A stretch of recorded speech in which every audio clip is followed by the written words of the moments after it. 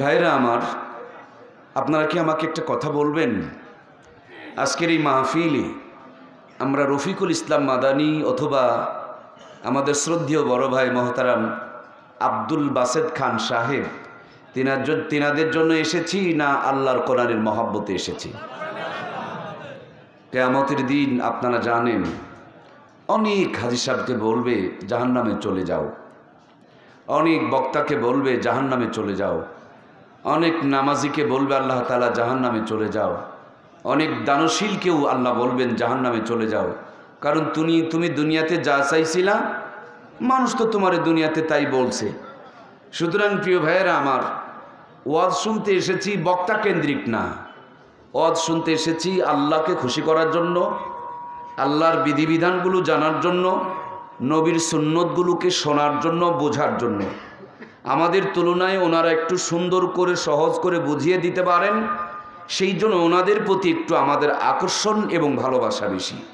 কিন্তু তিনারাও তো মানুষ, তিনাদেরও তো অনেক সুবিধা অসুবিধা আছে। আর সব কিছু মিলিয়ে মূল কথাটা হলো আমাদের রিজিকে যেটা বরাদ্দ আছে সেটুকুই আমরা পাবো। রিজিকের বাহিরে কি কিছু পাওয়া যাবে ভাই? তাহলে আমরা আমাদের মেহমানদের মধ্য থেকে কেউ যদি কোনো কারণবশত, এমনি তো কেউ দাওয়াত নিয়েছেন যখন আর দাওয়াত দেওয়া হয়েছে যখন, তিনারা আসবেন আর আমরাও নিয়ে আসার জন্য এখনও পর্যন্ত আপ্রাণ চেষ্টা চলছে। সব কিছু মিলিয়ে আমাদের তকদিরে যেটুকু আছে সেটুকুই তো আসবে, নাকি বলেন প্রিয় ভাইয়েরা? সুখে দুঃখে হর হালতে আমরা খুশি থাকবো কি থাকবো না? আল্লাহ যে কোরআনের মাহফিলে আমাদেরকে নিয়ে এসেছেন, আলহামদুলিল্লাহ আমরা শুকরিয়া আদায় করছিলাম আমাদের রবের কাছে। তিনি আমাদের বাঁচিয়ে রেখেছেন, তিনি আমাদেরকে সুস্থ রেখেছেন। আসসালামু আলাইকুম ওয়া রাহমাতুল্লাহি ওয়া বারাকাতুহু। আমরা ফরজ নামাজের পর সুন্নতের জন্য জায়গাগুলো চেঞ্জ করে নেই। উদ্দেশ্য একটাই, যেখানে বসে ফরজ নামাজ আদায় করেছিলাম সেটা আপনার আমার জন্য সাক্ষী হয়ে গেছে। সুন্নতটা যদি নতুন জায়গায় হয় তো নতুন জায়গাটাও আপনার আমার জন্য সাক্ষী হয়ে যাবে। এই জন্য আমরা ফরজ পড়ি এক জায়গায়, সুন্নতটা নতুন জায়গায় পড়ি। এতক্ষণ পর্যন্ত যেখানে বসে আলোচনা শ্রবণ করছিলাম সেটা আপনার আমার জন্য সাক্ষী হয়ে গেছে। মেহেরবানি করে সামনের দিকে এগিয়ে আসবো, ফাঁকা জায়গাগুলো পূরণ করে বসবো, নতুন জায়গাটারে সাক্ষী বানিয়ে ফেলবো ইনশাআল্লাহ। যতটা জায়গা চেঞ্জ করব প্রত্যেকটা জায়গা আপনার আমার জন্য আল্লাহর কাছে নাজাতের সাক্ষী হবে। মেহেরবানি করে সামনের ফাঁকা জায়গাগুলো পূরণ করে বসবো ইনশাআল্লাহ। প্রত্যেকটা ইবাদত কবুলের শর্ত সেটা যেন নবীর সুন্নত তরিকায় হয়। নবী আলাইহিস সালাম যখন বয়ান করতেন সাহাবা ইকরামেরা সামনের ফাঁকা জায়গাগুলো পূরণ করে করে বসতেন। মেহেরবানি করে আমরা যারা বসেছি সামনের দিক থেকে ফাঁকা জায়গাগুলো পূরণ করে করে বসি।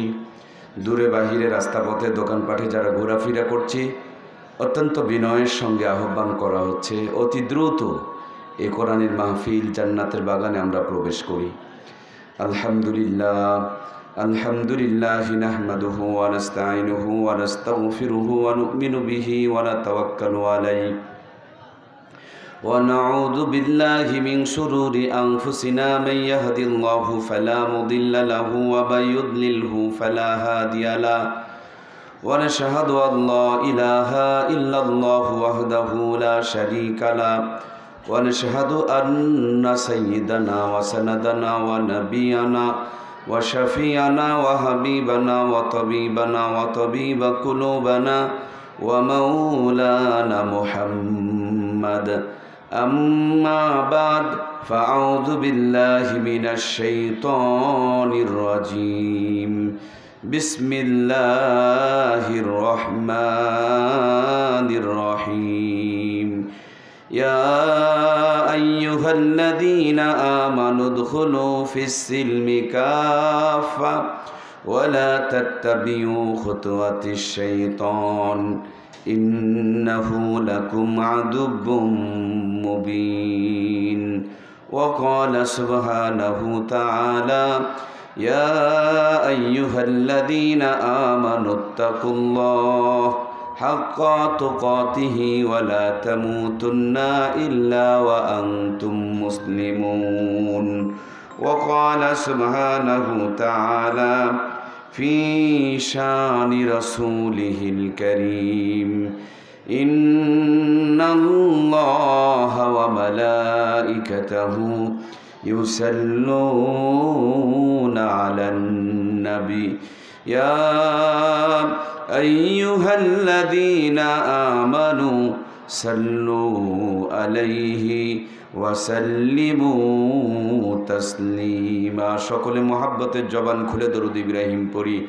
আল্লাহুম্মা সাল্লি আলা মুহাম্মাদিন ওয়া আলা আলি মুহাম্মাদ কামা সাল্লাইতা আলা ইব্রাহিম ওয়া আলা আলি ইব্রাহিম ইন্নাকা হামিদুম মাজিদ।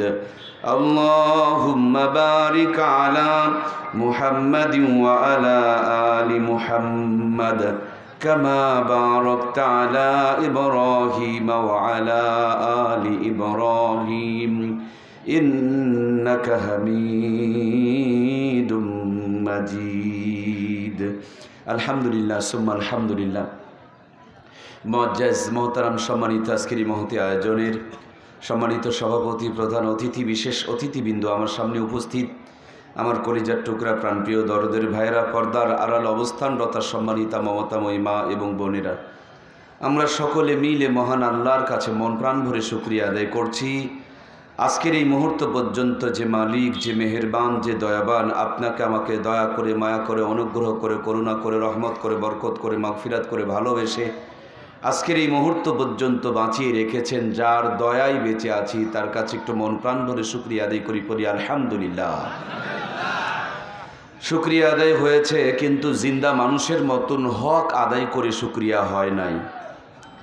এই গ্রামে আপনার আমার সাথে বহু মানুষ জন্মগ্রহণ করেছিলেন, লেখাপড়া করতেন, বাজারঘাটে যেতেন, মসজিদে নামাজ পড়তেন। আমরা বেঁচে আছি, কিন্তু ডানে বামে তাকিয়ে দেখুন আমাদের সাথেকার অনেক মানুষেরা আজকে আর আমাদের মাঝে নেই। যদি আল্লাহর পক্ষ থেকে ডাক এসে যেত, হুকুম হয়ে যেত, পৃথিবীর কোনো ক্ষমতা, কোনো শক্তি, কোনো যোগ্যতা একটা মুহূর্ত, একটা সেকেন্ডও আপনারে আমারে বাঁচায় রাখতে পারতো না। যে আল্লাহর দয়ায় আমরা বেঁচে আছি, তার কাছে হক আদায় করে আরও একবার শুকরিয়া আদায় করি পড়ি আলহামদুলিল্লাহ। এই রমজান মাসের 21 তারিখে আমার কলিজার টুকরা প্রাণপ্রিয় মা এই দুনিয়ার মায়া ত্যাগ করে পরপারে পাড়ি জমিয়েছেন। তো লম্বা একটা সময় মানুষের জীবন, মানুষের সুস্থতা, মানুষের বেঁচে থাকা, এর উপরই আমার একটা গবেষণা চলছে, রিসার্চ চলছে। গতকালকের মাহফিলের যিনি প্রধান বক্তা ছিলেন, আমার এলাকায় মাহফিল ছিল। স্বাভাবিকত এলাকায় মাহফিল হলে আমি প্রধান বক্তা হই না, যে আমি এলাকার মানুষ, আমার বয়ান মানুষ আর কত শুনবে, দূরের থেকে নতুন নতুন মেহমান নিয়ে আসা হোক। আমি ঢোকার সময় দেখলাম যে উনি খাচ্ছেন, পাশের রুমে গিয়ে বসলাম। একটু পরই আমার ছেলে গিয়ে বলছে, আব্বু প্রধান বক্তা তো অনেক অসুস্থ। আমি বললাম যে কেমনে? উনি তো খাচ্ছিলেন। বলে মুখের এদিক দিয়ে খাবার দিচ্ছে আর ওদিক দিয়ে বের হয়ে যাচ্ছে। চট করে উঠে এসে দেখলাম যে ওনার একটা সাইড অবশ হয়ে গেছে, হালকা স্ট্রোক করেছে। মাকে নিয়ে 12 দিন হাসপাতালে ভর্তি ছিলাম, নাকের মধ্যে অক্সিজেন দেওয়া ছিল। সে সময় মানুষগুলো একটু বাঁচার জন্য, আর আত্মীয় স্বজন তাদের প্রিয় মানুষগুলোকে একটু বাঁচিয়ে রাখার জন্য কি পরিমাণ যে চেষ্টা করছে।